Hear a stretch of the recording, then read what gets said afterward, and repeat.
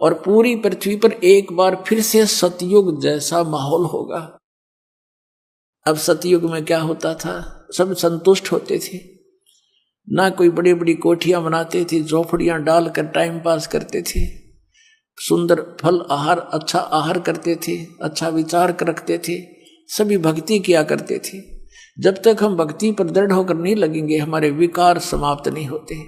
कोई न कोई बकवाद मन में लगी रहती है, कभी कोठी बनाने की, कभी कुछ और, लड़की ब्यान की तो लड़का ब्यान का, यानी विवाह तो करना ही है, लेकिन जो हमने रीतियां बना रखी हैं वो लड़का जवान होता जाता है, लड़की जवान होती जाती है, पिता और माता के छाती पर बोझ बनता चला जाता है, क्योंकि हमने ये दहेज ले और दे के हमने अपने ऊपर वजन धर लिया। अब ये वजन समाप्त करेंगे। बच्चों का विवाह ऐसे प्यार से करेंगे जैसे सिंपल वे से कति, क्योंकि संस्कार भगवान ने जोड़ रखे हैं। जिस लड़के लड़की का जहां संयोग है वहीं होगा, चाहे सर पटक लो कोई, उसमें कोई परिवर्तन नहीं हो सकता। फिर जब भगवान ने ब्याह कर ही रखा है तो हम तो निमित्त बने थोड़ा सा, कि हम अपनी पुत्री का विवाह आपके पुत्र से करना चाहते हैं।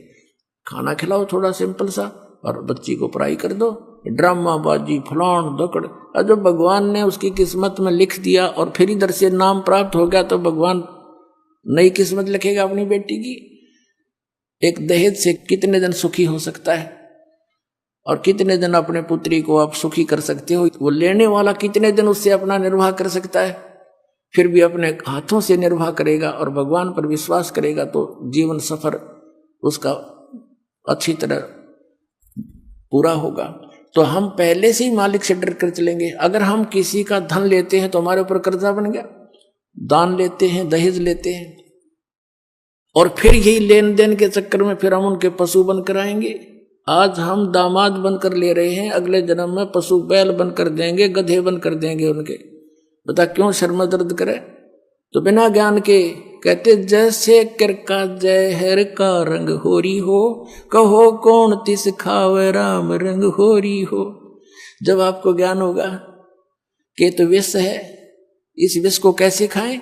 अब विष पड़ा हो कहीं पर, एक कण भी पड़ा हो और आपको पता है ये विष है, आप लगा के दिखाना, जीभ के फेंक देगे नू और हाथ भी धो खाओगे, और इसी जगह डालोगे कहीं और का हाथ ना लग जाए और भी ना मर जाए।